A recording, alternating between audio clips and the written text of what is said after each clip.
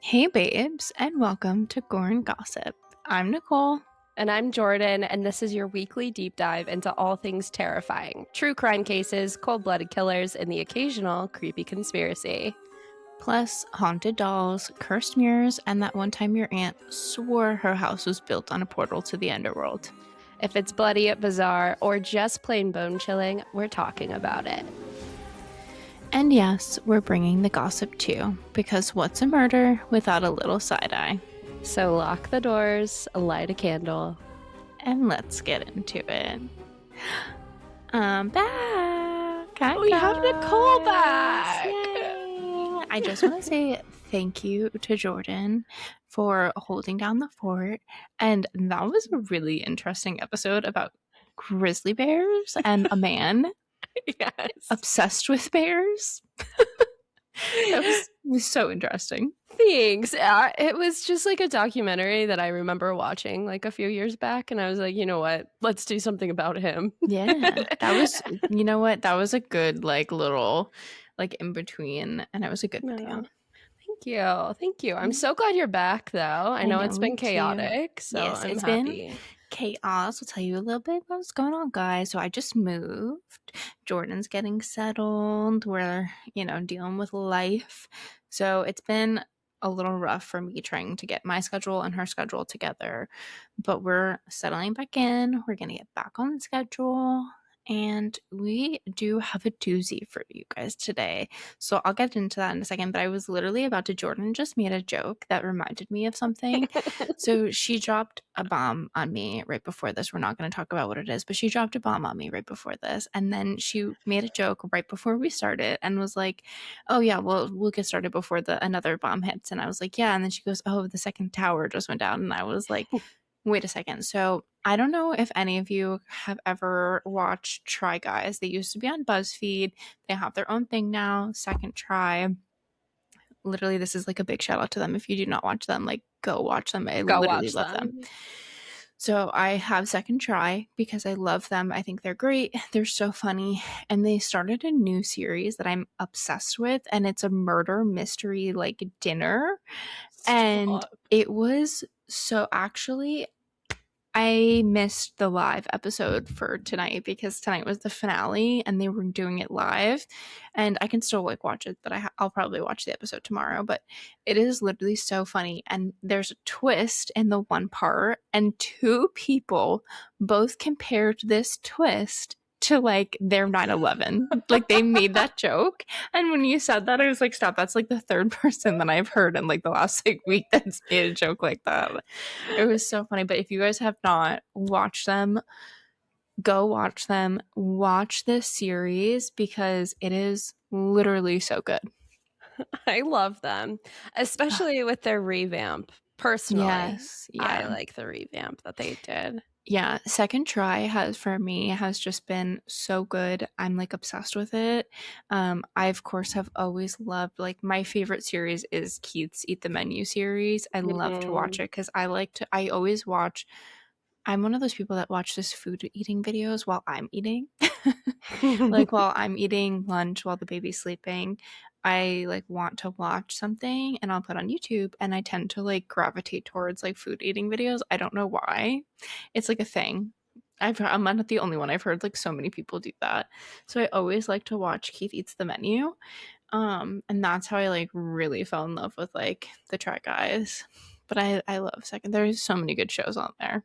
There's so many good ones. Another good one too is Mythical Kitchen. Oh yes, I love him, and he does like the last meals, like videos where he interviews celebrities. Yeah, I love him. I love Good Mythical Morning. Like I have been watching them for years at this point. They're so good. Them and Second Try, or Try Guys, I've been watching for like literally ever. But I just had to throw that out there because she made that joke, and I was like, now I have to tell everybody about this because it's literally so funny that's like the third person that I've heard. And it was so funny when they did the interviews and they did their like, they do like their confessionals basically. And they do, so they obviously do them separate. So they made the second person that made the joke, they were like, oh, so and so also made that joke, and he was like, oh, I guess this is mine. He was like, this is, I forget what he said instead. Oh, he said this is my Britney Spears, like, and I started dying laughing. I was like, oh my god, That's it so was so good. funny. If you That's get so to really good. check it out, it's their murder mystery, like dinner, or like dinner murder mystery, whatever it's called. It's so good. Love it. I'm terrified for this case, though. Yeah, so this one's a doozy, guys. I'm just gonna get right into it. I won't give you too much more yapping because it's a little long. It's not crazy long, but it's a lot. It's a little long. All right. What if the women walking into an expensive self-help seminar thought that they were buying empowerment, but were actually being recruited into a secret society where they'd be starved, blackmailed, and branded? The women who walked through the doors of NXIVM thought they were investing in themselves. They believed they were stepping into an elite self-improvement program, one designed to unlock success, confidence, and personal power. The seminars were expensive, exclusive, and filled with people who seemed polished, intelligent, and ambitious. Executives, actresses, heiresses, people with money and influence were all buying in. At the center of it was a man who his followers called Vanguard. He wasn't flashy, he wasn't loud, he didn't look like the kind of person who would build an empire around himself, but somehow he convinced thousands of people that he held the answers to their lives. And behind the polished seminars, motivational language, and promises of empowerment, something much darker was taking shape. Because the women who joined NXIVM didn't know that they were being groomed. They didn't know that growth would turn into obedience, that empowerment would turn into submission, that loyalty would eventually mean handing over blackmail material, starving themselves to prove devotion, and in some cases, being physically branded with the initials of the man that they trusted. That's what I'm not even fully into this yet, and here we are. That's what gets me. That first part, that's what gets me. How branded with his fucking name. Yeah, they would, with NXIVM and something else, which I'll talk about, and his name. This wasn't self-help, obviously. It was psychological warfare dressed in designer clothes. And by the time the truth came out, actresses had fallen from grace, millionaires had funded the abuse, and the man at the center of it all had transformed a so-called empowerment group into one of the most disturbing sex cults in modern history.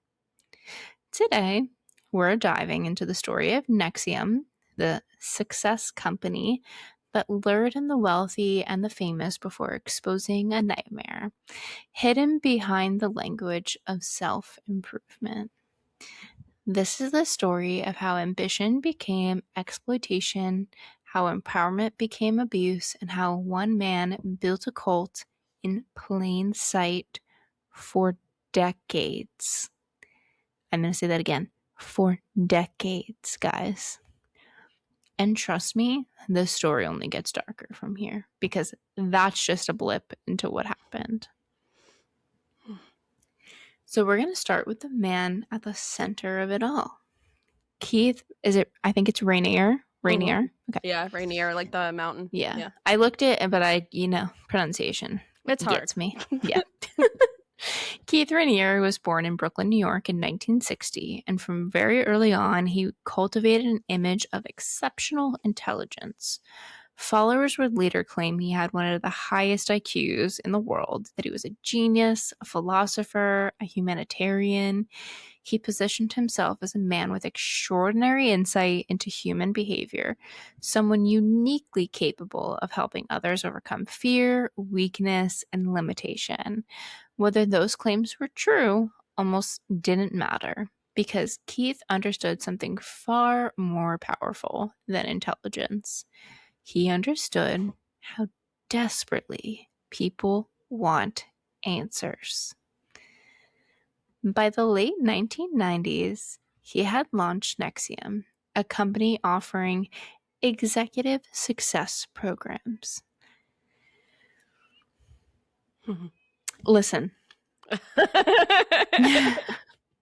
there's so many of these like motivational speaker companies. Yeah. 9 times out of 10, we're fully aware that these end up being MLMs. And when you first hear this, that's what you're thinking of. You're thinking like this is a pyramid scheme. Like this is an MLM designed as something that is self-help, that is, going to help me as a business person or just in business in general become more successful. And while a lot of times that stuff is real, and like even though it's an MLM, like those classes, don't get me wrong, like they do, when there are actual classes and there are things to actually learn, they do tend to help you. Like there are actual tools for that. You gotta be careful where you're going though, because things like this happen. If they're aiming to be so exclusive, you don't want any part of it. I'm just going to put you right there. You don't want any part of it. You don't want any part of it. If they claim that they're exclusive, that it, like only a select few are allowed in, like no. Yeah, you don't want that. If they're claiming only a select few are going to, actually see results, then that's because they're saying that like, oh, if you're putting in the work, then you're going to see results. Like it's you're going to get what you get out of it, kind of a deal. You know what I mean? Like you could like go into that with like a little bit of a yellow flag, if you will. But like if they're saying like, oh, only select, like you're very specific. No, you don't. No. And it's legit and what's not. Yeah. And I mean, like, also the cost is a factor too. I know you're going into that. Yeah. Well, I don't get deep into it, but we do talk about it. So let's talk. Yeah. The pitch was irresistible. For thousands of dollars, members could take courses designed to help them break through emotional barriers and reach their full potential. Thousands, not hundreds, not like a couple hundred, not what, which is like tends to be the norm, like seeing like a $200 whatever, thousands of dollars. That's how he thought that this was so exclusive and so specific that you had to spend this amount of money to be able to reach your full potential. I also don't like the breaking through emotional barriers as well. That's what you pay a therapist to do. Yeah, I'm going to pay someone that has a PhD, not in an executive success program. No. You need your therapist for that. Yeah. That's what a therapist is for, not an executive success program. Yeah. The branding was sleek. The rooms were full of successful-looking people, testimonials were glowing, and for many members, it felt transformative. People described the courses as feeling life-changing. They felt seen, they felt empowered, they felt like they had finally found a community of people striving to become their best selves. Now again, remember guys, there are legitimate things out here that do help you, that can make you feel like it's helping and guiding you, what's the word I'm looking for? With I want to say success, but like that's not the word I'm looking for, but like it can help you like career-wise. Yeah. But that's not always the case. So you gotta be careful. Go into everything with a yellow flag. Be skeptical. And if people are like, why are you such a skeptic? Be a skeptic. Just do it. It'll save cynic. You. Yeah. Be a cynic sometimes. Yeah. It'll save you. It will. Where was I? I'm sorry. Okay. You're good. They felt like But hello. Hang on. Hello. Play it back. I'm so sorry. But what was exactly what made NXIVM so dangerous then? Well, it was because, as we know, cults don't usually begin with fear. They begin with belonging. Keith Rainier didn't demand obedience overnight. He built trust, and then admiration, then dependence. Members were encouraged to reveal their deepest insecurities in workshops, what they feared, what they regretted, what made them feel ashamed. It was framed as being healing. But in reality, Keith was just learning exactly how to control them. Because once someone hands over their vulnerabilities, they become easier to manipulate. And inside NXIVM, manipulation, if I could talk, was the real curriculum. And this reminded me, just this part right here of what I'm talking about, and this is probably why I wrote it like this. There's a show called, I think it's called Tracker. It's Oh, like yeah. NBC or something like that. Yes. He's like a bounty hunter, but like for people who are missing, like not like people that are like in trouble. Mm-hmm. So he like basically just calls himself a tracker. And there's an episode where these parents reach out to him because their adult son has been like missing, they can't find him. He like went to like a kind of self-help meeting and he gets brought into a cult, and that's literally what they do. Like it is a cult, and like it's, I think the episode was actually based off of NXIVM because I it's think it literally so was. similar. But I just like thinking about it, and I'm like, oh yeah, that was totally that was totally this. It's a great show if you guys have not seen it. I It's so love it. good. It's Yeah, it's so really good. good. I had never finished the first season because I got like sidetracked with other stuff. But I have to go back and watch it, and there's a new season that's out. It's really, really good. You should watch it. It's This very good. episode in particular, that's like based basically off of this, is really, really good in particular. And the show, while it does, like, there are things that connect, you don't necessarily have to. It's more like his personal life stuff that connects, but like the actual episodes are like all like a different like person that he's tracking, so you can always watch them out of order. I also, uh can I just say that I usually don't tell people my vulnerabilities unless I'm drunk. And so doing yeah, this sober, no, thank you. yeah. And you know what, thinking I was thinking about it, and I was like, there's some things in here that they like made them do, and I'm like,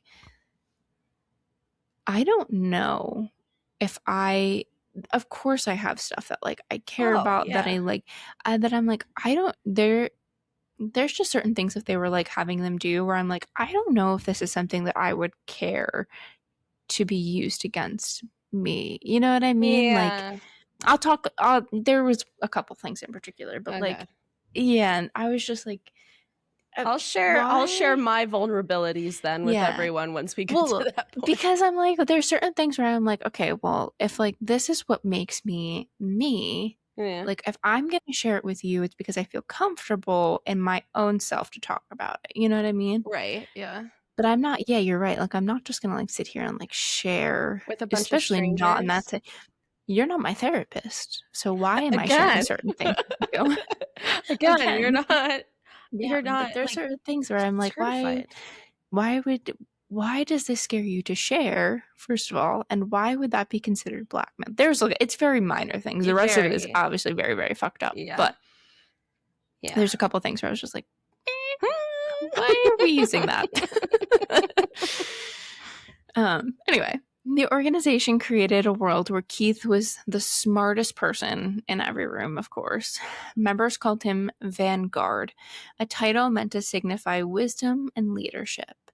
Women, especially, were taught that surrendering their ego, their resistance, and eventually their autonomy was part of becoming stronger. Pause. There's never a scenario where surrendering your ego, your resistance, and your autonomy will ever make you stronger. No. Ever, ever, ever, Ever. ever. Because even in like to like bring it into a sexual manner, even in like a dom sub setting, you are still, even as a sub, in control. Because Yes. like You You can say tell when it them stops. no. There Yeah. there are boundaries. There are boundaries in that setting. So like there's never a point in time where giving up those things will ever make you stronger. Maybe Ugh. letting go of your ego, sure. Sure. Because ego is a finicky thing. Yeah. But like the other two, no. No. That just means Never. that somebody wants control over you. Mm-hmm. Period. Point blank. Ego, sure. We can talk about letting go ego all day. The other two, no. Never. And here's the thing. The language that they were using was that this was always about empowerment. I hate that. They were always saying that it was about empowering you, that you're doing this to empower yourself, to make yourself better, to make yourself stronger. But the reality, like I just said, was control. And soon, that control, as it does, would evolve into something even more sinister. A secret circle known as, I'm going to say it as DOS, but I don't know if it's DOS or DOS. I think it's DOS. Do you remember? DOS. It's DOS, right? That's what I thought. It was a group that was marketed as an elite women's mentorship program. So you were considered, if you were a part of this group, as part of the elite of the entire NXIVM, and you were it was a whole mentorship, like this, a whole program. But behind closed doors, it was a master-slave hierarchy where women were expected to obey orders, provide damaging collateral, and prove their devotion in ways that would leave permanent scars, which we already touched upon. And the women recruiting for it, well, that included a familiar face from television, actress Allison Mack. Allison Mack, if you don't know, is from Smallville, a show that I actually have never seen. I've seen snippets of. I know, shock, right? That is something that I would definitely watch. Yeah, you need to watch it. There's a lot of CW shows that I've like never actually I snuck watched that. I think when I was way too young to understand. Yeah, there's quite a few of those shows that I've definitely done as well. I don't know if it stands up to like other like heroes TV shows, but I've heard fantastic things about that show. I don't know, it was something that I think us at the time we're talking about like Vampire Diaries and you know what I mean, like all of that stuff, and like that's where like I was at. So like now I love superhero stuff, so like this would be something that I'd watch. But yeah, that was Vampires, was just very much in my time instead. Vampire Diaries. Like I didn't watch Supernatural until like 2 years ago. Isn't that crazy? And when I was talking, a coworker convinced me to, shout out Leaf, he literally convinced me to, this was like one of my friends at work, he convinced me to watch it, and he was like, I don't know why you haven't watched it, like this is something that you literally would love. And I was like, it seems like it, I don't know why, like I've just never like watched it, like I've seen like so many snippets of it. And he was like, you need to watch it. And then I finally did, and I was like, you were right, I don't know what I waited for. I was like, I don't know why I waited. I got into it because of Tumblr, because there were so many like edits of them on Tumblr. I was like 12. Was into Tumblr, but like not as like serious as a lot of other people that I knew. I was serious. Yeah. I don't know. I just wasn't like super serious like into it. It was so weird, but I did like it. Like I love Tumblr. I wish we could have Tumblr like that again. That was a time. It was a time. That was a time. I feel like now I would also be like super, super, super into it, but I don't know. But yeah. So I don't know. It just wasn't a show that I ever watched. To the public, she was a recognizable Hollywood face, young, successful, and associated with the mainstream superhero franchise like we talked about. But behind the scenes, she became deeply involved in NXIVM's inner workings. At first, like many others, she appeared to have been drawn in through the promise of self-improvement. The structure, the language, the idea of a personal mastery, it all fit into NXIVM's carefully designed image of empowerment. But over time, Mac didn't just remain a student. She became an organizer, a recruiter, and eventually one of the key figures behind one of NXIVM, behind DOS, behind their like most secretive and disturbing subgroup. DOS stood for Dominus Obsequious, I think it is, Sororium. I tried to say that so many times before I did this. You did so well. That's as good as it's gonna get. Yeah. Apparently it loosely translates into something along the lines of like master over slave women. Hate that. Yeah. That's outwardly it presented as an empowerment sisterhood, a private a private women's mentorship group with NXIVM designed to help members push past fear and limitation. But behind closed doors, the structure was very different. Women were assigned masters who gave them tasks, monitored their behavior, and demanded obedience. New recruits were told they were entering a bond of trust and accountability, but that trust came with conditions that were not immediately disclosed. One of the most disturbing requirements was something called collateral. Members were pressured to provide damaging personal material, confessions, secrets, sometimes sexually explicit images of recordings that could be used against them if they disobeyed. Okay, so this is where I was talking about like how some of this stuff was like, why would this be damaging to you? And I think this falls into my mindset of like, what do you really have to hide? Like, you know what I mean? Like, right. I think like for like what do I really have to hide? You know what I mean? Like, yeah. And I'm like, oh, yeah, you know, like there's not, there's not much there that like I feel like it would be something to like hide and be like, oh my God, you know what I mean? Mm-hmm. But I think it's just because I'm like a regular normal person. Right. I don't think about the fact that there's so many other people that definitely probably have secrets and things that they don't want out there in public. And like, I'm not a public figure like that and that like has things to hide, that has done things, you know what I mean? Like, yeah. I mean, like, can I just be real quick? Like, yeah. When I was a reporter, I was worried about like secrets coming out like all the time. Absolutely. But now that I'm a regular schmegular person, I'm like, who cares? Right. And I think here's the thing. There's a difference between like personal life of like, I just don't want my personal life aired out like that. Yeah. And then there's like confessions and like, it's one thing where it's like personal life where it's like, okay, I don't want these things to come out because this is just personal matters that like I just don't want to deal with people knowing or talking about or whatever. And like everybody has the right to privacy, period. Like no matter what. But if they were to come out, it would just be difficult and annoying. You know what I mean? Like not like groundbreaking bad, excuse me. So I'm like, what are you telling them that you're so afraid of like damaging your whole? I know. We're not famous though. We don't have like contracts. Yeah. I guess this is true. See, this is what I mean. Like I'm just not thinking like far enough into it. You're thinking just like as a regular schmegular person. Yeah. These people can afford $10,000 plus for these success programs. Yeah, they probably got some nasty bones shit in their closet. Yeah. Got some nasty shit that they don't want out. At least that's just what I know from the document.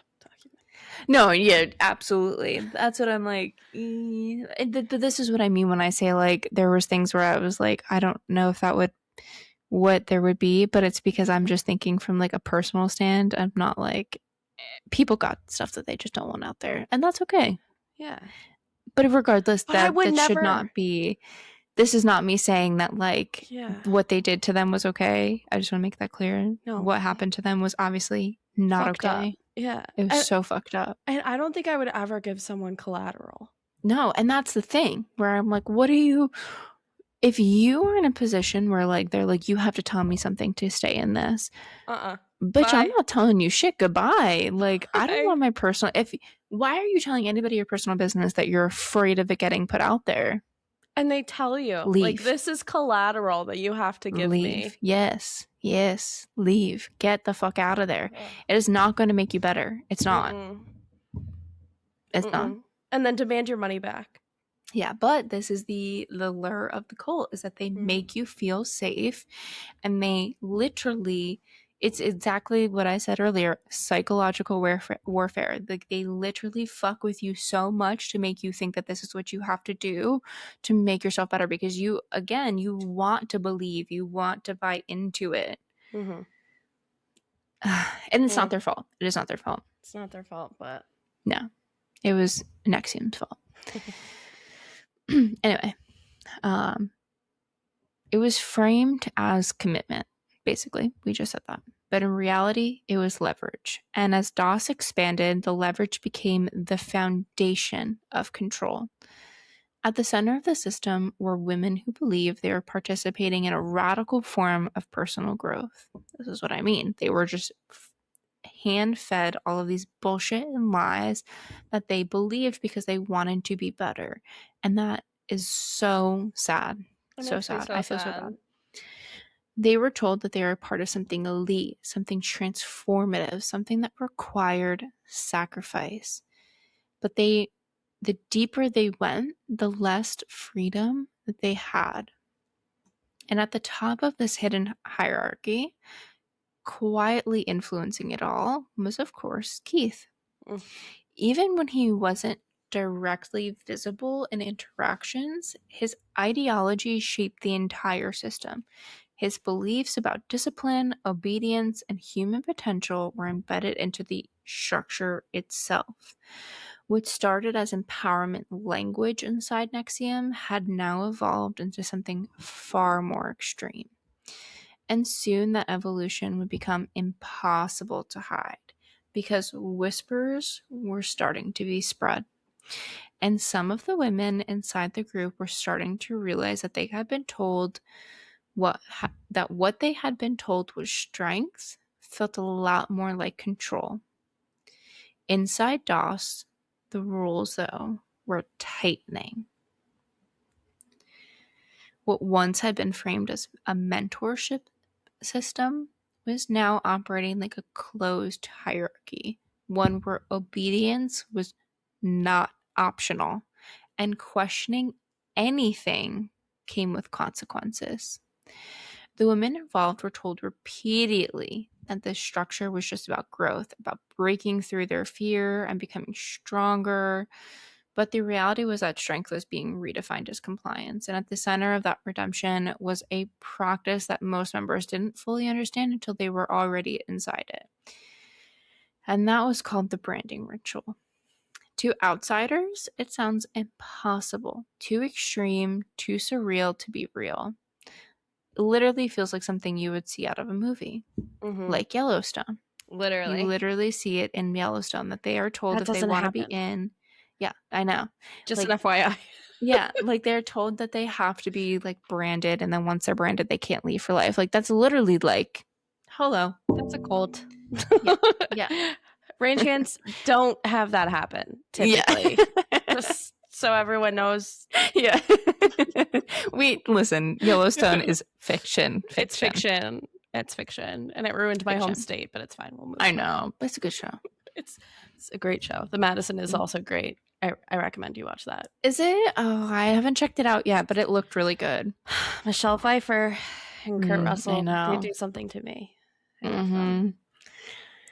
They're great. Okay, sorry. We'll move on. No, it's okay. I forgot where I was for a second. Okay. But within DOS, its select members were told that they were being chosen for a symbolic act of commitment, something that represented loyalty, empowerment, and transformation. They were told it was voluntary, that it was sacred, and they were told it was only between women. In reality, the ritual involved members being physically marked with a cauterizing tool. A small symbol was burned into their skin near the pelvic area, designed to represent the initials of the organization's inner structure and Keith Rainier himself. So they were being branded with his initials and DOS. Like, it's like the NXIVM sign, but his letters are hidden in the symbol, which is fucked up. It's so fucked. It's insane. And I mean, think about it. He's a pure narcissist in hiding, so of course he's gonna put his fucking initials into the symbol. His fucking name on them, asshole. Ridiculous. The process was not presented as punishment. It was framed as enlightenment, of course. Oh my god. And before it ever happened, the psychological groundwork had already been laid. Inside NXIVM, members had spent years being taught that pain could be reframed, that emotional resistance was ego, that discomfort meant growth was happening. In that context, suffering wasn't something to avoid. It was something to interpret. The philosophy became the doorway, because once pain is given meaning, it becomes easier to accept.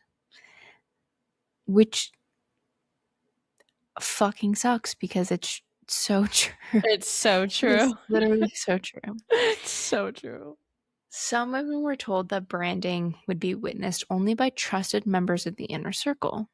Others were assured it was part of a sacred bond between women, an act of solidarity that would bind them together permanently. But what wasn't emphasized was permanence itself. The body keeps what happens to it, even when the mind is told to reinterpret it. Your body doesn't know the difference as to why your pain is happening. Pain is just happening, no matter what your mind thinks. And afterward, participants were not allowed to discuss the ritual openly. Instead, they were encouraged to view it as a personal milestone, something private, something powerful, something that they had chosen. What's funny about that is that they encouraged it as being something that was a sacred bond, and then we're told, now you can't talk about it at all. That's when you know you're in a cult. Yeah. Like, you just had something crazy fucking happen to you, and now, like, permanent happen to you, and now you're being told not to talk about it, even though it was supposed to be a sacred bond. And like a bonding between you guys. I hate that. Yeah, like God. Make that make sense, please. But choice inside DOS was obviously never simple, because every layer above them had already been shaped by pressure, secrecy, and the quiet accumulation of expectations. Collateral ensured silence, hierarchies ensured obedience, and emotional dependency ensured doubt stayed internal. Because that's what a cult does to you, is that it breaks you down so hardcore.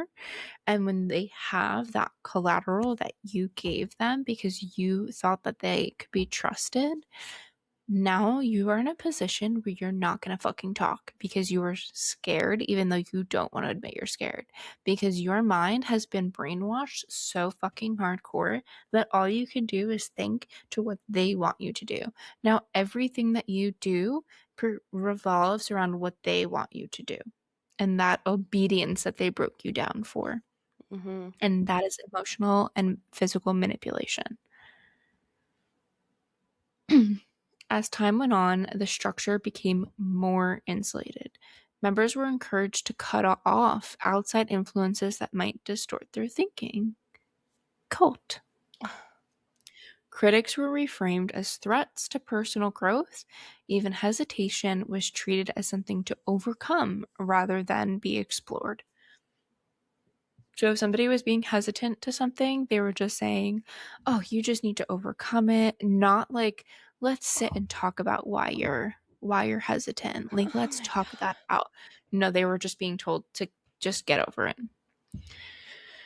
Within that environment, the line between empowerment and control blurred almost completely. Some women began to realize slowly and quietly that the promises that they had been given did not match their lived experience. But speaking up meant risking exposure of their collateral. Leaving meant confronting what they had been a part of, and staying meant continuing to participate in something that no longer felt like empowerment at all. They were stuck. And that tension between that belief and realization is what kept DOS functioning far longer than what most people would have expected, and far longer than it ever fucking should have. But eventually, it didn't hold anymore, because secrecy only works when everyone stays silent, and silence eventually has a breaking point. When that break finally came, it didn't just expose a private group. It exposed an entire system that had been hiding in plain sight. And the fallout was only the beginning. For years, NXIVM had survived on silence. Not because nothing was happening behind closed doors, but because the people inside had been carefully conditioned to not question it out loud. But systems like that don't break all at once. They crack slowly, quietly, and then all at once. The first signs weren't headlines, they weren't arrests, they weren't dramatic public statements. They were whispers, like we said. Former members began talking carefully at first about their experiences inside the organization. At the beginning, their stories sounded uncertain, almost fragmented. People described feeling off or uncomfortable or confused, but struggled to fully explain why. You ever know, like, when you experience something and you think that somebody else that's, like, might have experienced the same thing or, like, saw the same thing, and you're like, you're trying to, like, beat around the bush, kind of, and you're like, did you also have this happen? like, you're like, do you know what it's like a good example of that is? It's a funny example, it's not serious at all. Is the Friends episode where Joey and Rachel both know that Chandler and Monica are together, and they're like, do you know? I don't know. What do you know? What do you like, know? I know. That's like a good example of, like, that's a good example. Like, they are talking about their experiences, but they're making it sound in a way of, oh, like, this just kind of felt a little off, and, like, I don't know, I was kind of confused, or this made me a little uncomfortable. What do you think? Did you have this experience? Like, it's one of those kind of situations where, like, something happened, but they don't really know how to talk about it, and, like, they don't want to say the wrong thing, because what if that didn't happen to that person and now they outed themselves and whatever. Yeah, absolutely. And again, it's because NXIVM had trained them not to just obey, but to reinterpret their own instincts. So they're second guessing themselves. And what was doubt was emotional resistance. What was discomfort was growth. Criticism was toxicity. So anything that was considered, like, bad for NXIVM was considered, like, you're not growing. That doubt, if you're doubting this, then you're having emotional resistance and this isn't going to work. Or if you're uncomfortable, then you're not going to grow, because discomfort is growth.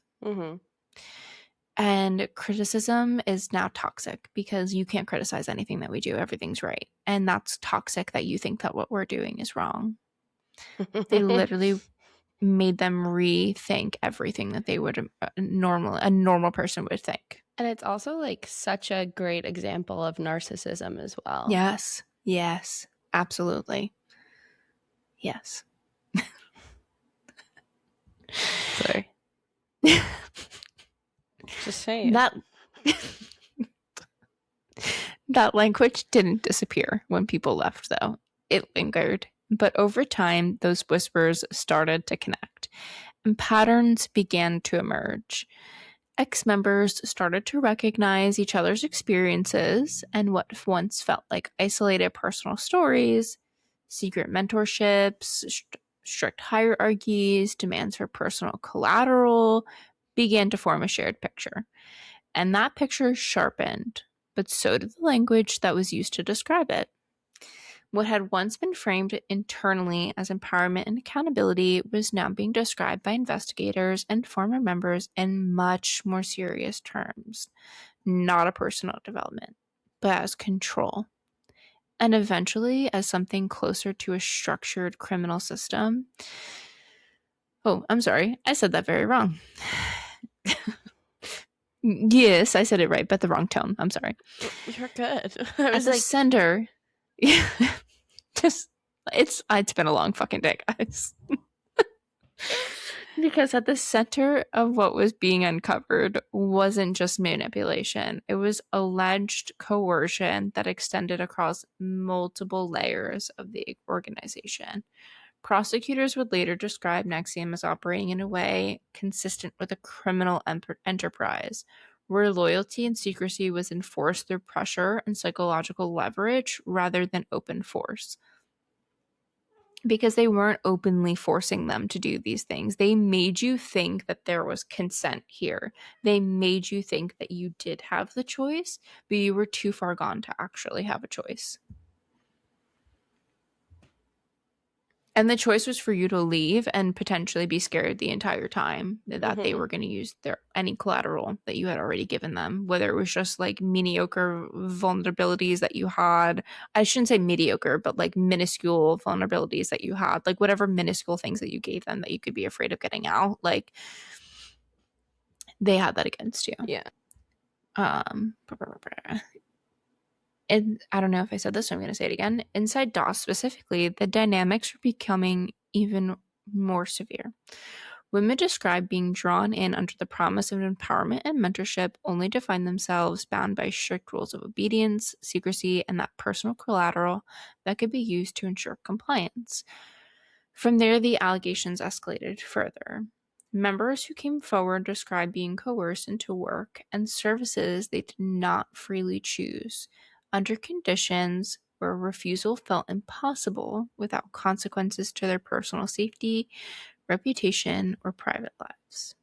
And within DOSC, prosecutors later alleged that the structure crossed into sexual exploitation, where control over members was exercised in ways that met the threshold of sex trafficking under federal law. Not through traditional force, but through manipulation, dependency, and withheld information. So it's not sex trafficking in the typical sense of like they were like kidnapped, bound, and like forced into doing this. It was used through a manipulation and dependency of DOS and NXIVM. What made it difficult to recognize in real time was that nothing about it initially looked like a crime scene. They made it look like consent. They made it look like choice. It looked like self-improvement. And that was what made it so effective at hiding for so long. Because when control is wrapped in language like empowerment, people don't immediately recognize it. They question themselves first. And inside NXIVM, that hesitation was built into the system. Collateral ensured silence, hierarchy ensured obedience, and belief ensured participation. And eventually belief started to crack. And once it did, that entire structure had been carefully maintained for years, decades, began to unravel, because now what had once been hidden behind language and ideology was being translated into something even more concrete: evidence. And the story was no longer staying inside the group. It was moving outward into investigations, into testimonies, and into the federal system that was beginning to take a very close look at what NXIVM really was. And of course, at the center, one name just kept coming up again and again. Our man Keith Rainier. The man who once built an empire out of self-improvement was now being examined as the architect of something very nefarious. And this time, the story wasn't going to be contained. By the mid-2010s, what had once been a tightly controlled organization was already starting to crack from the inside. From former members speaking very openly, reporters circulating, and quietly, federal authorities began building a case that would take years to fully come together. The formal FBI investigation into NXIVM began intensifying around 2017 through scrutiny. The scrutiny had, I don't know what is happening with me right now. Though scrutiny had existed in various forms for years before that, mostly with like civil lawsuits, defamation claims, and scattered allegations, but they just hadn't given a complete or clear picture, and it just wasn't enough to do anything at that time. Until 2017, where it all changed. Investigators began consolidating testimonies from former members who described not just uncomfortable experiences, but structured patterns of coercion. These accounts weren't isolated anymore. They overlapped, sometimes in exact detail, especially when describing Doss's inner circle. By this point, federal agents were examining NXIVM not as a wellness company, but as potentially organized criminal enterprise operating under the guise of self-improvement, like we said. And then came the break in the case. In late 2017 and early 2018, investigators gathered enough coordinated testimony and documentation to support their federal charges. That included communications, internal instructions, and firsthand accounts describing coercion, forced labor conditions, and the secret DOS structure. The case was no longer speculative, it was actionable. And on March 26, 2018, federal agents moved in. Keith Rainier was located in Puerto Vallarta, Mexico, where he had been living in a luxury residence under a low profile. But working with the Mexican authorities, the FBI was able to execute a coordinated arrest operation. And he was taken into custody and later extradited to the United States to face federal charges. The arrest was not an isolated event. It was part of a broader takedown. At the same time, other individuals tied to NXIVM's inner structure were also detained or brought in for questioning. Among them was Allison Mack, whose role in DOS had become a central focus of the investigation. In the days that followed, federal prosecutors unsealed indictments that reframed everything the public thought that they knew. What had once been marketed as that executive success program was now being described in legal filings as a structured organization built around coercion, secrecy, and exploitation. The changes included racketeering conspiracy, forced labor conspiracy, and sex trafficking, each tied to specific allegations of how members were recruited, controlled, and pressured within the organization. By April 2018, the case had fully entered the public consciousness.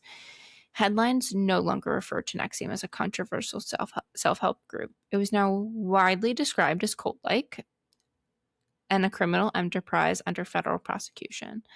And the investigation expanded more. As the investigation expanded, more details emerged about how deeply that system had operated, how DOS had functioned in secrecy for years, how collateral was used as leverage, how members were recruited through trusted relationships, and how the organization maintained control through layered authority structures that insulated decision-making at the top. So, like, basically like a pyramid scheme, but like cult. Mm-hmm.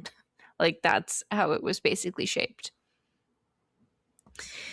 Each new disclosure added pressure to a case that was already rapidly unfolding. By the time the trial preparations phase began, the FBI investigation had done something NXIVM had managed to avoid for nearly 2 decades.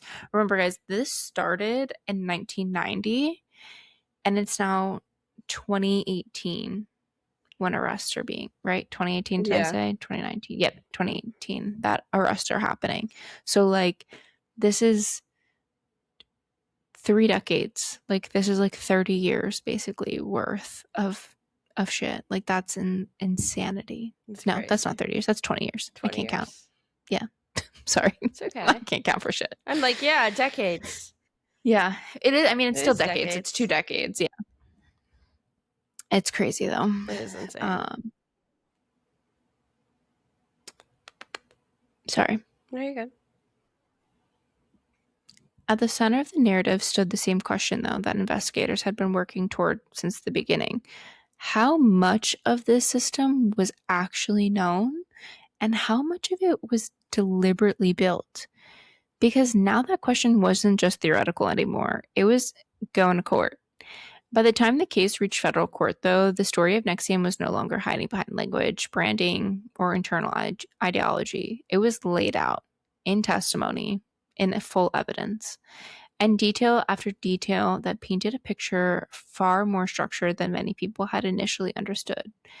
The trial of Keith Rainier began in May 2019, and the United States District Court of the Eastern District of New York. What followed was a steady dismantling of the organization's internal world. Witness described recruitment into NXIVM's inner circles, emotional dependency, secrecy requirements, and systems of control that escalated over time. For the jury, DOS was the turning point, though. Like, everything that came out about DOS was where the jury really seemed to turn. Women described a so-called women's empowerment group that operate under strict hierarchy, where obedience was enforced through personal collateral and psychological pressure. They described rules that governed their behavior, restricted their autonomy, and a structure designed to maintain silence. Like what? And then the branding ritual on top of it all. So, like, not only was the trafficking, the collateral, the obedient, not only was that not enough for them, they had to do the branding. Literally. This was described in court as a physical act carried out under DOS leadership involving the cauterizing instrument. The defense argued, though, that it was consent, that this was just a misunderstanding and it was a misinterpretation of what really took place. Because they consented to all of this. They gave over that information willingly. But prosecutors focused on something a little bit more complex. That consent itself had been shaped inside a system that was built on secrecy, dependency, and withheld truth. And when you are building consent around coercion, that is not consent. It's not consent. When you are withholding information from people, when you are forcing them to depend on you and have secrecy, that is not consent.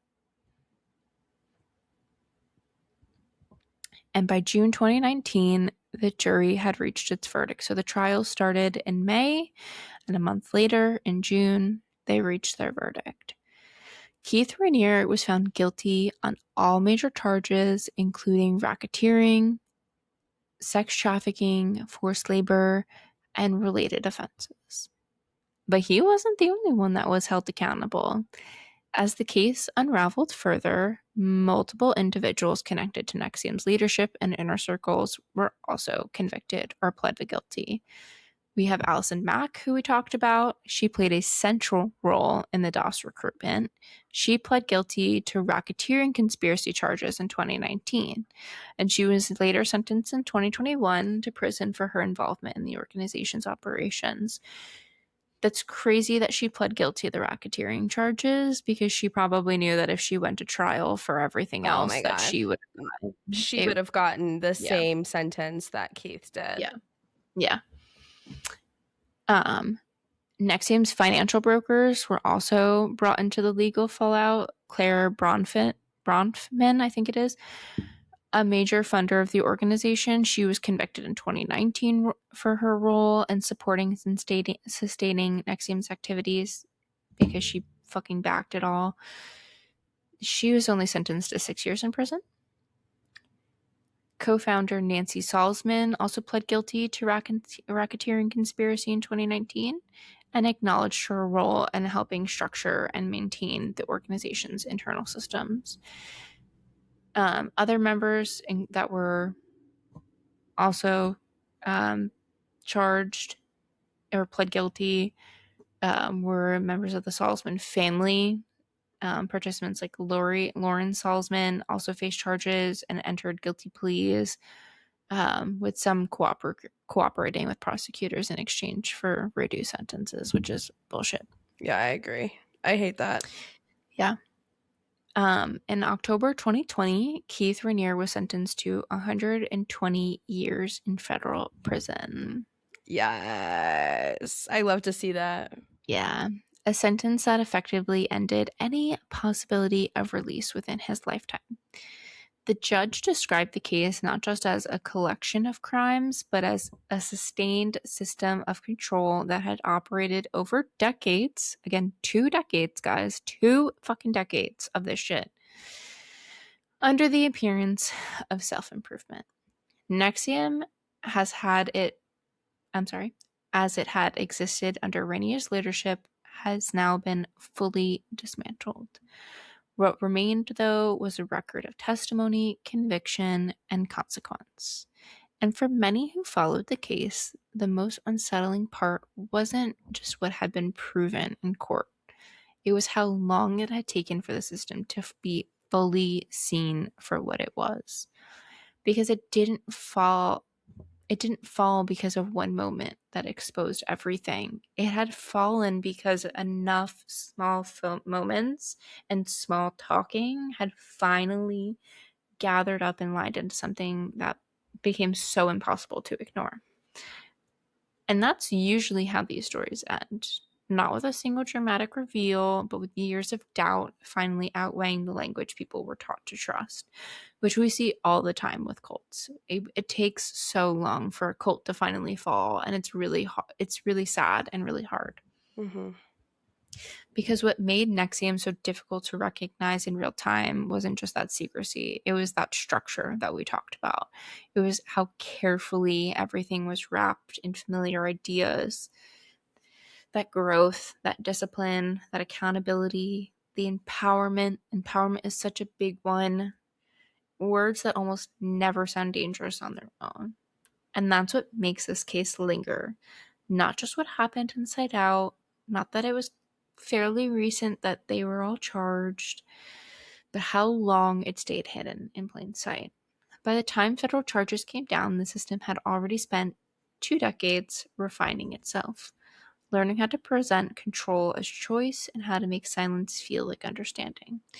And even after convictions, prison sentences, public testimony, the uncomfortable question still doesn't fully go away. How many systems like this never reach the courtroom at all? Not because they're harmless, but because they're better at staying invisible. And while NXIVM is closed now, and that structure gone, the branding, the hierarchy, the inner circles, they've all been pulled apart in courtroom and testimony. And what remains is the pattern, though, that it revealed. Because control, like we know, doesn't always announce itself. And it rarely looks like what people expect it to look like. And most of the time, it doesn't begin with fear, like we know. It begins with what, guys? Belief. Different names, different places, different promises. The same mechanism underneath. And once you understand how that mechanism works, you start to notice it elsewhere. And that is the case of NXIVM. Holly, there is quite a few documentaries out there. We were just talking about one before that Jordan watched on Hulu. Yeah, it's Cults Belief, and then it's one more, and it's a series that dives into different cults, and NXIVM is actually the first episode of it, and I think it's on Hulu. It's so good. Pretty fucked up, so take care as you listen to it. Yeah, I did not put any details into this. But it's pretty rough. There's some things that these women had done to them that are pretty messed up. Yeah, I wanted to give you guys a little bit of a hard one coming back, but I didn't want to go into full detail. Yeah, so that was a good choice. If you are interested, definitely take a look. I haven't watched any of them, so I definitely think I'm going to, and I'll let you know what I think. But I just didn't want to put y'all in a horrible mindset, because y'all know I love a good cult, but I don't like what they do, and I don't always want to hear about it. So I didn't want to make you guys have to hear about it either. Yeah, you don't need to know the full details unless you want to. Yeah. Well, we're going to promise to get back onto a more consistent schedule again now that we're getting settled. you'll see my bookshelves back eventually. My bookshelf just arrived, so we'll be putting those together once we finally get these dressers put together. Not the dressers. Guys, we bought like the most like difficult dressers. They're really not. There's just a lot of drawers, and they took forever. I hate building dressers. That's something that I'll buy from like a store, like a furniture store. I don't even remember where he bought them from, and he was like, it was like $200 per one because we bought two, so $400 total to have them come like pre-assembled. And he was like, I don't want to pay that, so we'll just put them together. And now we're doing it. And he's like, I wish we had just paid to put them together. I would have paid someone to do it because dressers are the bane of my existence. Yeah, they're so bad, but they're so nice. They're so nice. I bet they are. I can't wait to see your background all nice and cute. Well, I'll probably move again. I'm on the other side of my living room. I'm going to move on the other side, I think. Oh, yeah. Yeah. I was like, what do you mean to move again? I'm going to move again. Yeah. I'm actually coming to go live in your guys' office. Yeah, please. Please do. Built-in babysitter. Yeah. Perfect. Oh, she would love that.